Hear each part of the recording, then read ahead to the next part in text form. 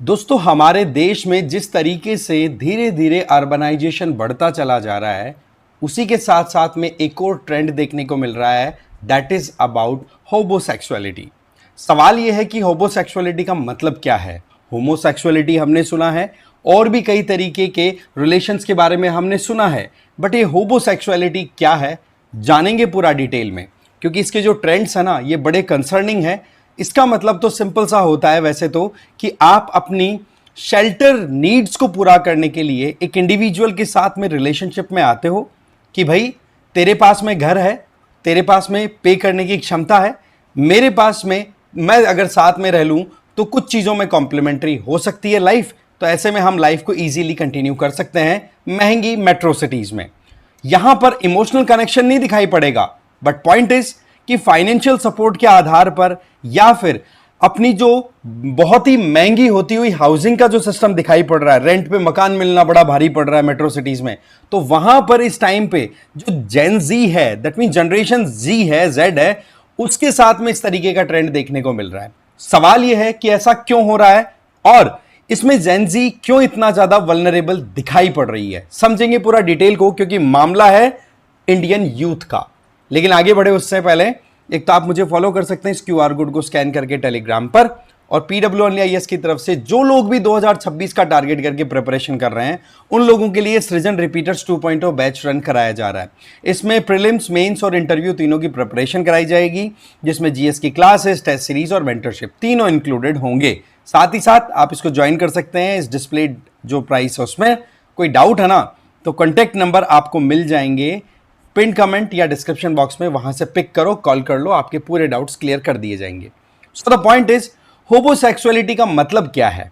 जब एक इंडिविजुअल दूसरे के साथ में रोमांटिक रिलेशनशिप में इसलिए आता है कि भाई उसको घर चाहिए, महंगाई के जमाने में घर वो अफोर्ड नहीं कर पा रहा, या कोई फाइनेंशियल सपोर्ट चाहिए, तो इस तरीके की रिलेशनशिप अभी हमारे शहरों में बहुत ज्यादा बढ़ती हुई दिखाई पड़ रही है। एक बार आप इन कुछ की हाइलाइट्स पे नजर डालिए। देखो, home prices rise up to 14% in top Indian cities led by premium demand. Number two, property prices in 13 Indian cities see 8-point rise in March 2025. Number three, average residential property price expected to rise by 6.5% in 2025 amid luxury segment growth. Number four, Delhi NCR Bengaluru lead housing price surge. 1 BHK demands rises एमिड affordability concerns. ये सारी चीजें आपको expert होने की जरूरत नहीं है समझने के लिए। आप नॉर्मली भी एक इंडिविजुअल तो समझ पा रहे हैं कि शहरों में रहना कितना महंगा हो रहा है। इवन अगर मुंबई जैसी सिटी का आप एग्जाम्पल उठाओगे तो वहां पर तो महंगाई और भी ज्यादा हो रही है। एक इंडिविजुअल को अपनी इनकम का 40% से ज्यादा तो खर्चा केवल हाउसिंग के लिए खर्च करना पड़ता है। तो ऐसे में इंडिविजुअल्स फिर ऑप्शंस को एक्सप्लोर करना स्टार्ट कर देते हैं। मुंबई में तो 48% से ज्यादा खर्चा लग रहा है।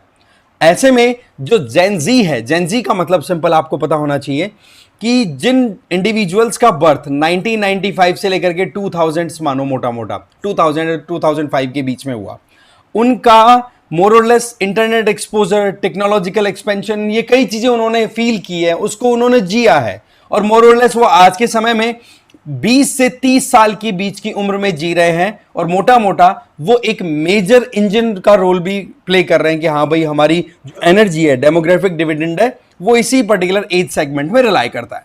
तो वो यहां पर वल्नरेबल दिखाई पड़ते हैं। वैसे तो जेनजी की बात आती है तो एक बात हमेशा बोली जाती है कि जी बड़े इंक्लूसिव होते हैं, रिलेशनशिप को मेंटेन करने में इनको प्रॉब्लम नहीं आती, बट पॉइंट इज ये सारा का सारा हो रहा है फौरी तौर पे।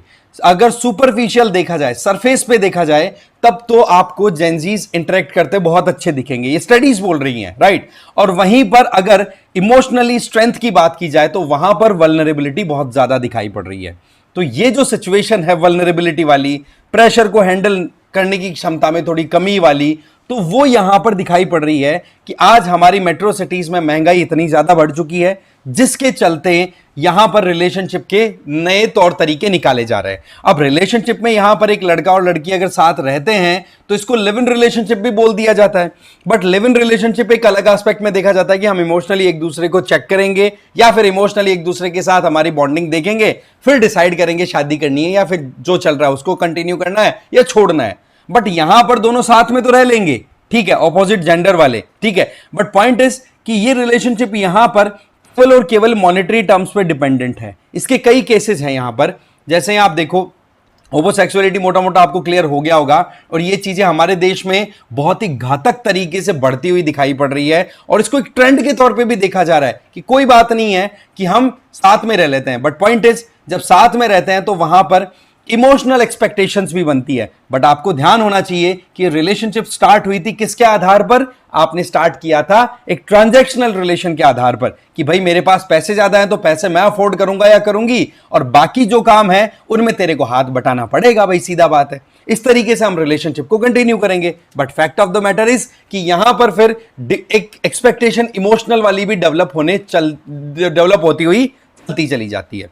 फिर सवाल आता है कि ये जो सिस्टम है होमोसेक्सुअलिटी का, ये कहां से डेवलप हुआ? ये वेस्टर्न इंटरनेट कल्चर का ओरिजिनेटेड है, जिसमें मोटा मोटा वही पॉइंट है कि भाई साथ मिलकर के रह लो, खर्चे डिवाइड कर लेंगे, या फिर एक जना थोड़ा सा वेल टू डू कंडीशन में है तो ठीक है कोई बात नहीं साथ रह लेते हैं। बट वहां पर क्या होता है, इस तरीके की रिलेशनशिप होने धीरे धीरे इवॉल्व होने लग जाती है। We have such a strong connection, you are my soulmate, hey babe I love you, like that, right, you are the one for me. इस तरीके की इमोशनल अटैचमेंट ऑटोमेटिकली, भाई सीधी बात है, दो इंडिविजुअल्स रहते हैं। अब आप सोचो कि जो लोग डॉग लवर्स हैं वो भी तो कितना ज्यादा अटैचमेंट फील करना स्टार्ट कर देते हैं। वहीं पर एक इंडिविजुअल दूसरे इंडिविजुअल के साथ में अगर ट्रांजैक्शनल रिलेशन को लेकर के भी चले तो उस केस में इमोशनैलिटी तो आएगी ही ना, तो वो जो चीज है ना फिर वो एक डेंट का कारण बन जाती है। यहां पर अंकिता मतलब एक तरीके से एक एग्जाम्पल के तौर पे लिया गया है, नाम कुछ भी आप यहां पर डाल सकते हैं,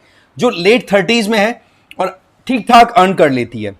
उसका रोमांटिक रिलेशनशिप स्टार्ट होता है एक इंडिविजुअल लड़के के साथ में रहना स्टार्ट कर दिया। अब लड़के के साथ, लड़के को तो क्या चाहिए था? शेल्टर। लड़की पैसा कमा रही थी तो इसके पास में अच्छा खासा था, अपना खुद का कमाया हुआ या फिर अफोर्डेबिलिटी थी इसके पास में, तो दोनों साथ में रहना स्टार्ट कर देते हैं।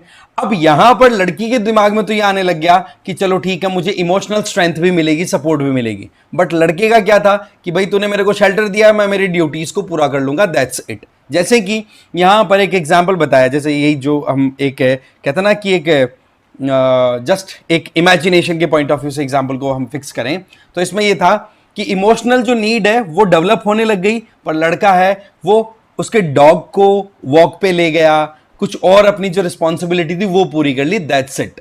यहां पर इमोशनल कनेक्शन नहीं है, जबकि एक्सपेक्टेशन क्या होने लग जाती है एक की तरफ से या दोनों की तरफ से कि इमोशनली कहीं ना कहीं हम साथ में रह रहे हैं तो एक दूसरे की नीड्स को या फिर आप कहो कि जो भी एक दूसरे की कंसर्न्स है उनको एड्रेस किया जाए। बट वो चीजें जब मिस होती है तो फिर वही ट्रॉमा का कारण बन जाती है, और ये सिनेरियो अभी के टाइम पे बहुत हद तक देखा जा रहा है, जो कि वाकई में बहुत ज्यादा अपने आप में कंसर्निंग भी, क्योंकि ये फैमिली वाले इंस्टीट्यूशन और ये जो कल्चरल एस्पेक्ट्स है ना, एथोस हैं, उनके लिए बड़ा डेंट वाली सिचुएशन क्रिएट हो जाती है। होमोसेक्सुअलिटी में लोग जो हैं वो ज्यादा इसलिए एक दूसरे के साथ चले जाते हैं जहां पर इक्वालिटी और अवेयरनेस का पॉइंट होता है, बट इमोशनल कन्वीनियंस की कोई पॉइंट होती है जी नहीं, वहां पर ट्रांजैक्शनल सिस्टम ज्यादा रन होता हुआ दिखाई पड़ रहा है। तो ये एक अपने आप में एक बहुत बड़ी सिचुएशन निकल के आ रही है होमोसेक्सुअलिटी की, जो कि हमारे अर्बन एरियाज में इवॉल्व हो रही है, और इसके पीछे बहुत से कारण हैं। सीधी बात है, सैलरीज राइज हो रही हैं, रियल एस्टेट का बहुत ज़्यादा महंगा होना हो रहा है, तो उसके चलते फिर रास्ते निकालने के तरीके ये हो गए रिलेशनशिप को एक नया आयाम देना। अब इसमें आपका क्या मानना है? देखो सही गलत हम डायरेक्टली कमेंट नहीं कर सकते, सबका अपना ओपिनियन होता है, बट पॉइंट इज कि ये सिचुएशन अपने आप में बहुत ज़्यादा चैलेंजिंग है। तो यहां पर आपकी क्या राय है कमेंट करके जरूर बताना, और दूसरा सजेशन भी दें कि इसका क्या सोल्यूशन निकल सकता है। वैसे मेरे पास में एक सोल्यूशन है कि भाई आप रूममेट्स भी तो हो सकते हैं, राइट? रूममेट्स भी, जैसे लड़के लड़के साथ में रह रहे हैं, लड़की लड़कियां साथ में रह रही हैं, तो वो भी तो एक पॉइंट निकलता है।